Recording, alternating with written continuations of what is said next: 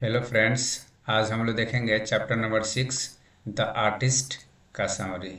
तो हम लोग इसे लाइन बाय लाइन समझेंगे। ये छोटा एक स्टोरी है जो बहुत नॉलेजफुल है, एक बहुत अच्छा मैसेज देगा। तो देखेंगे हम लोग इसे लाइन बाय लाइन, इसका हिंदी मीनिंग। तो सबसे पहले हम लोग देखेंगे कि लिखा किन के द्वारा गया है। तो द आर्टिस्ट जो है सीगा नोया के द्वारा लिखा गया, ठीक है। तो देखेंगे आगे। सीगा Noah was a famous Japanese writer. सीगा नोया जो थे वो क्या थे, एक फेमस जापानी राइटर थे, यानी बहुत प्रसिद्ध लेखक थे ये जापान में। He is known for his short stories and personal writing style. यानी इन्हें किस चीज़ से और जाना जाता है, तो इन्हें शॉर्ट स्टोरी लिखने की वजह से भी जाना जाता है, और इनका जो लिखने का जो स्टाइल है वो थोड़ा यूनिक है, पर्सनल इनका है। पर्सनल एक स्टाइल है लिखने का। कैसा स्टाइल है आगे देखेंगे हम लोग। His stories are simple but full of meaning. इनका जो स्टोरी है होता है वो सिंपल होता है, यानी साधारण होता है, लेकिन वो मीनिंगफुल रहता है, यानी बहुत उसमें से गहरा अर्थ निकलता है। He focused on human emotion and relationship. ये किस चीज़ पर ज़्यादा फोकस करते हैं, ये ह्यूमन इमोशन पर ज़्यादा फोकस करते थे, यानी मानव का जो भावना है, फीलिंग्स है, उस पर ये ज़्यादा फोकस करते थे, और जो मानव का रिलेशनशिप है उस पर ज़्यादा फोकस करते थे। आगे देखेंगे हम लोग।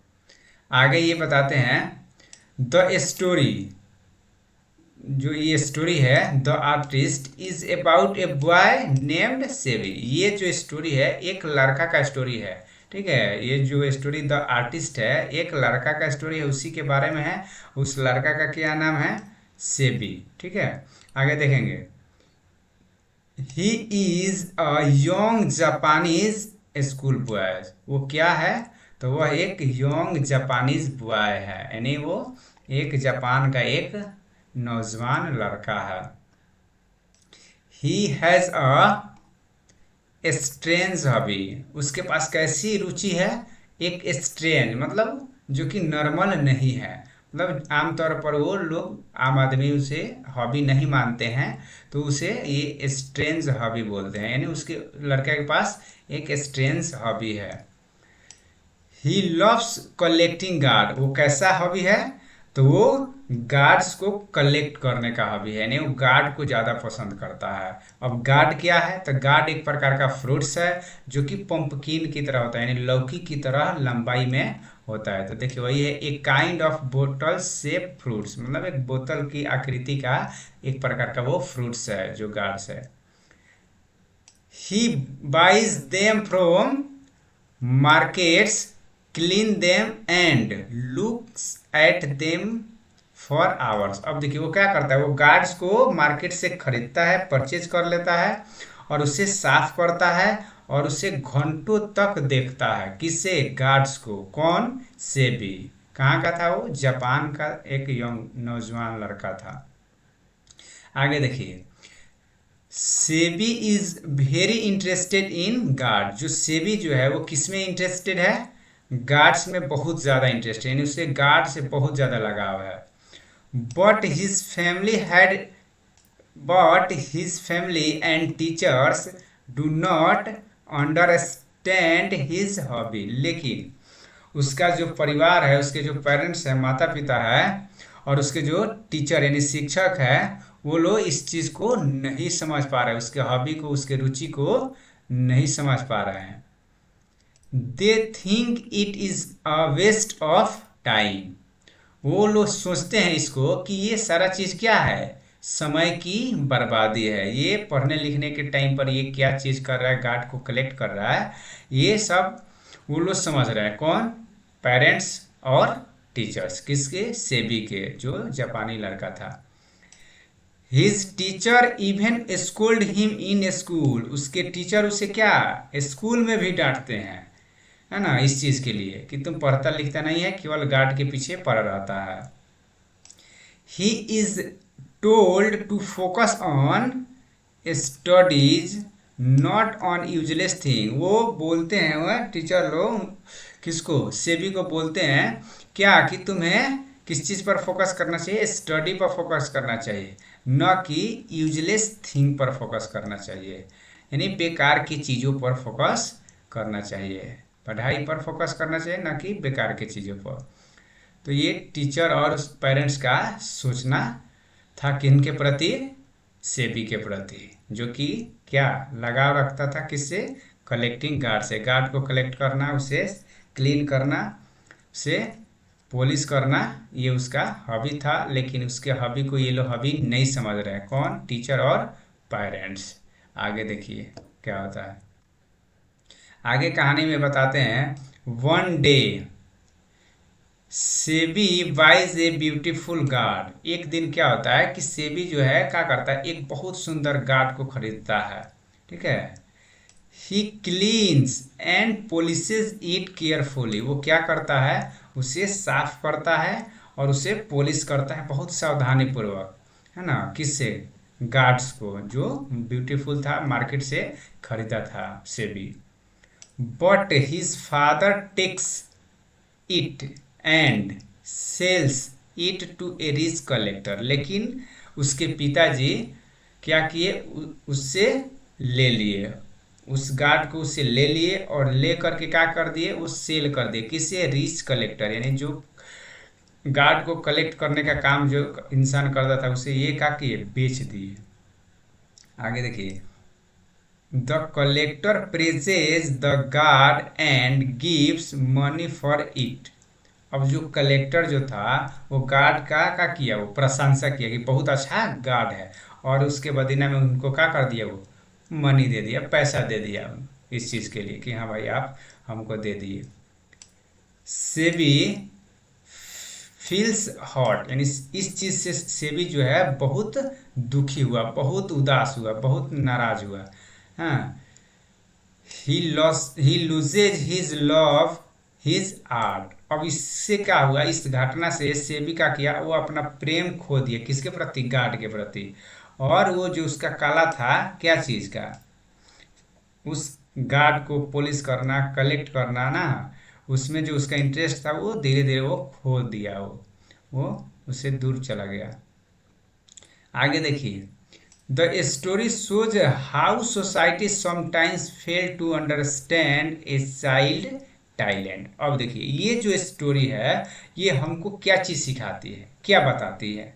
तो ये बताती है कि देखिए कभी कभी क्या होता है कि हमारा जो सोसाइटी है वो बच्चे के टैलेंट को, यानी बच्चे का जो टैलेंट है ना, प्रतिभा है, उसको समझने में असफल हो जाती है ना। ये चीज़, ये कहानी से हमको सीख मिलता है। SEBI was not just playing, he was an artist. SEBI जो था वो गार्ड के साथ खेल नहीं रहा था, वो एक क्या था, आर्टिस्ट था, कलाकार था वो।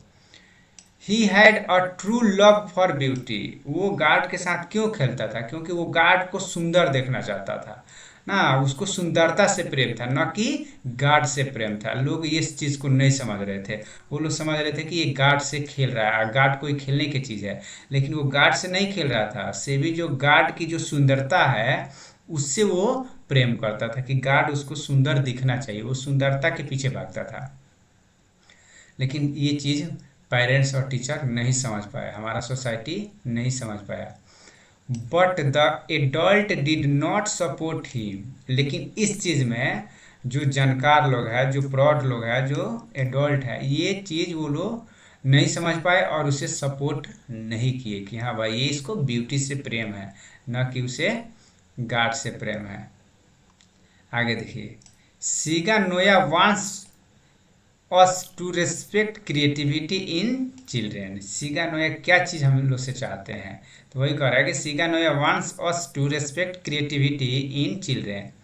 मतलब ये चाहते हैं कि जो बच्चे की एक्टिविटी है, जो बच्चे का क्रिएटिविटी है ना, बच्चे के अंदर जो कुछ जुनून है करने का, उसे हम लोग को रेस्पेक्ट देना होगा, हम लोग को रेस्पेक्ट देना चाहिए, ये बताते हैं। We should support their interest. हम लोग को बच्चे का जो इंटरेस्ट है उसे सपोर्ट करना चाहिए। The the story is simple but emotional. ये जो कहानी है बहुत साधारण है लेकिन एक इमोशनल है। एक बच्चे का जो रुचि था उसे उसे क्या कर दिया गया, वंचित कर दिया गया कि हाँ भाई तुम ये छोड़ करके तुम दूसरे काम में लग जाओ, यानी उससे नाराज कर दिया गया ना, वो बहुत दुखी हुआ बच्चा। It shows the conflict between passion and social role. ये कहानी एक और चीज़ बताता है कि क्या होता है कि पैशन और सोशल रोल के बीच कन्फ्लिक्ट कैसे होता है, ये कहानी से देखने को मिलता है। पैशन क्या है कि मान के चलिए कोई काम आदमी कर रहा है अपना इच्छा के अनुसार कर रहा है, मन लग रहा है उसको करने में, है ना, तो वो काम कर रहा है। लेकिन सोसाइटी क्या कह रहा है कि नहीं, ये काम करने से आपको क्या होगा, कोई फायदा नहीं होगा, पैसा नहीं मिलेगा, अर्निंग नहीं होगा, नेम फेम नहीं होगा, है ना। तो इसलिए क्या करता है लोग अपने पैशन का काम छोड़ करके और दूसरा काम चूज कर लेता है जो कि सोसाइटी के लिए क्या है, सोसाइटी के पैमाना पर एक बेस्ट माना जाता है, यानी कि सोसाइटी उसको सही मान रहा है। तो इसलिए ये कहानी एक कन्फ्लिक्ट को दिखाता है, पैशन और सोशल रोल। सोशल रोल क्या कहता है कि हाँ पढ़ना चाहिए, बच्चे को पढ़ना चाहिए, लेकिन उस बच्चा को क्या रोल था भाई कि हाँ हमको, उसका पैशन था कि गार्ड्स को कलेक्ट करना, उसे पॉलिश करना, उसे सुंदर बनाना, ये बच्चे का पैशन था। लेकिन सोसाइटी का था कि नहीं बच्चे को पढ़ना चाहिए, अभी पढ़ने का टाइम है। इसलिए कह रहा है कि ये कहानी कन्फ्लिक्ट को दर्शाती है, सोसाइटी और अपने खुद का फैशन। अब देखिए सेवीज stories, Seibei story teaches us to value art, talent and the free mind of child. जो सेवी का स्टोरी है, कहानी है, वो हमें क्या सिखाता है, आर्ट को वैल्यू करना सिखाता है, कला को कद्र करना सिखाता है, टैलेंट को कद्र करना सिखाता है, and the free mind of a child, बच्चे को फ्री माइंड छोड़ना चाहिए, है ना, बच्चे पर लोड नहीं देना है, एक्स्ट्रा बर्डन उस पर नहीं होना चाहिए, ये कहानी हम लोग को सिखाता है। तो ठीक फ्रेंड, हम लोग आगे देखेंगे नेक्स्ट समरी नेक्स्ट क्लास में। तब तक इतना, थैंक्स फॉर वाचिंग।